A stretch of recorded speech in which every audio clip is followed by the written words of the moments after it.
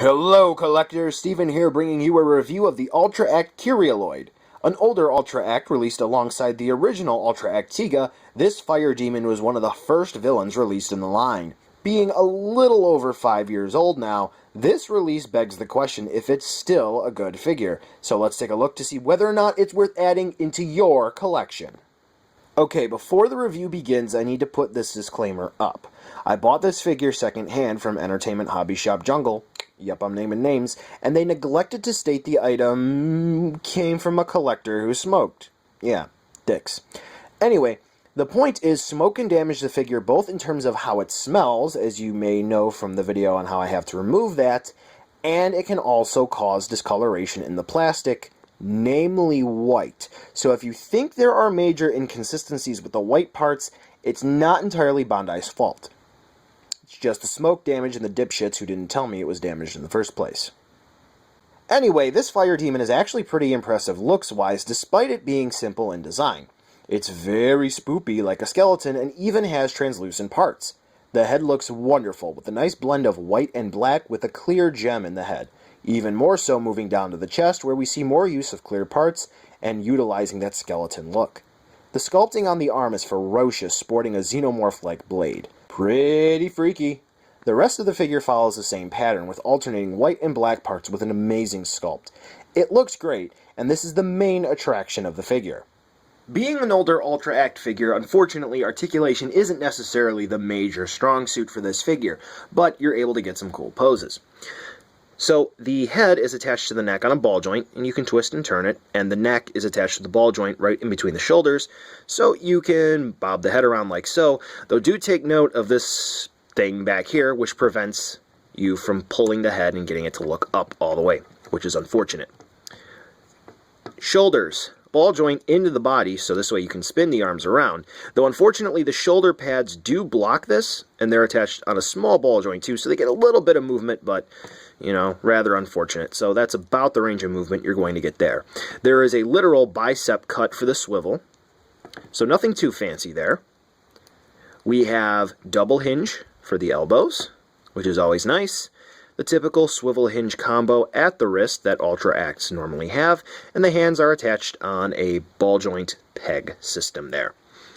At the ab crunch, we do have a ball joint, but unfortunately we're not going to get too much movement aside from swiveling. A little bit of rocking back and forth, but not much beyond that. And at the waist, we do have a ball joint too, which gets a little bit more movement. So thankfully, you're going to be able to get some dynamic poses if you are creative, but don't expect too much.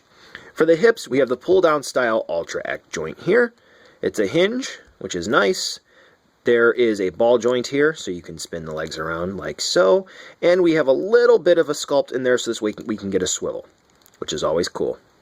Double hinge at the knees, which is standard.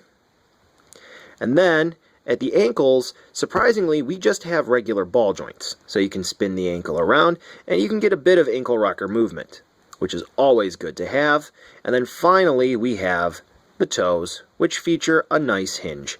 So, yeah, articulation isn't necessarily the strong suit of this figure, but you're going to be able to get some decent poses when you put it on the shelf. So Kyrieloid here is rather accessory light. Doesn't come with too much, but I guess you could say what it comes with is rather critical, or crucial. So we get the fists, that comes standard, and the fists can pop off. And you get splayed hands, which just pop on nice and easy like that. Now it's a total creeper. Now, if you're thinking that's it, you're wrong. There's more. We get one extra hand part for the right hand, which is the Sacred Fire Attack. It is a splayed out hand with a nice translucent yellow-orange plastic for the fire, and all you do is you pop it on like you would the normal replacement hand.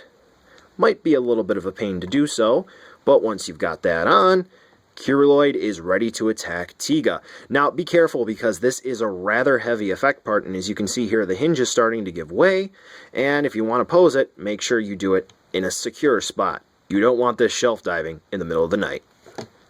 See? However, if you're able to balance your figures correctly, you're going to be able to display it just fine. So like I said, accessories, They are the bare minimum, but they're critical for the character. At least this incarnation of. Finally, for the review, a size comparison with a slew of other figures you may have on the shelf, from NECA to Tamashii Nations.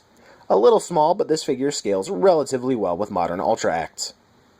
So, buy it now, skip it, or wait for a deal. Kyrieloid looks great, and the accessories are bare bones, yet just enough. Articulation, to be honest, it needs a renewal. Overall, it's not a bad figure, but don't expect your typical Ultra Act level of articulation. What this figure does have going for it, though, is a dirt cheap aftermarket price of around $45 shipped if you know where to look. And you may be saying, oh, $45, that's pretty expensive. Yeah, look at Bolton. If you buy it, it's hard to say you'd be super disappointed if you go into it knowing what to expect. Well, that's it for this video. Thanks for watching, and be sure to like the video and subscribe. What do you think of the figure? Drop a comment down below and let me know. Interested in picking this one up? Check the description for some really cool links to take you where you need to go. Want to watch some more videos? I picked a few just for you, so click the annotations on your screen right now for more great content. Until next time, collectors!